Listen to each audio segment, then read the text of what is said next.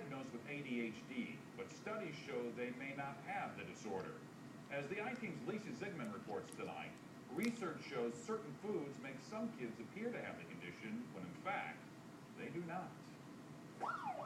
It's flashy, alluring, and definitely eye-catching.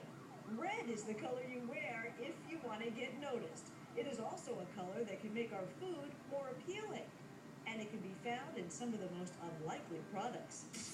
Color additives like Red Dye 40 have been enhancing our food for 150 years. But do you know what the base ingredient is?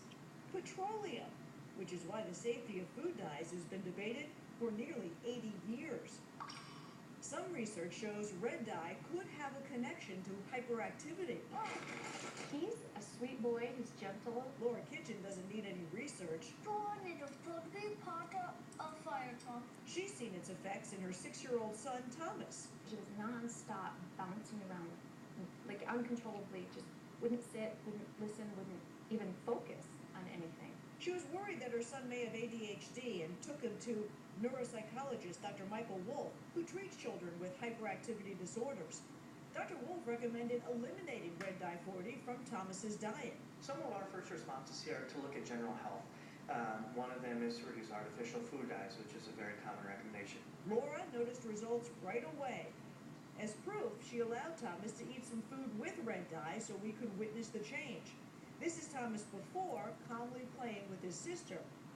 This is him 15 minutes after the red dye. Clearly more aggressive than he was moments before. I showed the video to St. Louis Children's Hospital pediatrician, Dr. Kathleen Birchelman. I have no doubt that there are some children who are sensitive to food dyes and have hyperactivity in response to food dyes. But it's a generalization to say that all children will become hyperactive when they eat red food dye. In Europe, products with food dyes have warning labels connecting the possible link to hyperactivity. The FDA considered a similar warning 2 years ago, but ultimately decided against it.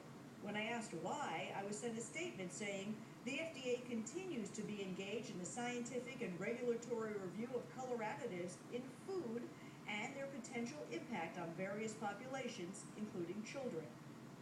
That isn't good enough for Thomas's mom. I don't know why the FDA even approves for dye, which is filled with chemicals, to go into our food at all. Is this from yummy? Dr. Birchelman, a parent of 4 with one on the way, limits her children's exposure to foods with dye. It's very hard to eliminate red food dye completely from a diet. If your child needs an occasional medication that contains red food dye or gets some candy from a special party, don't stress over it. It's going to be okay.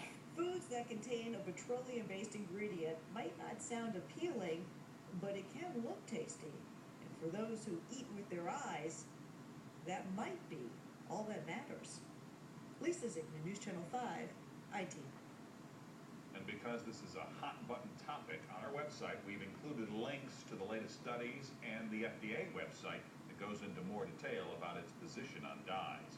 Do you have a story Lisa should investigate, possibly expose? Contact her by email, Twitter, or phone. We're always looking for your tips and feedback. And Cindy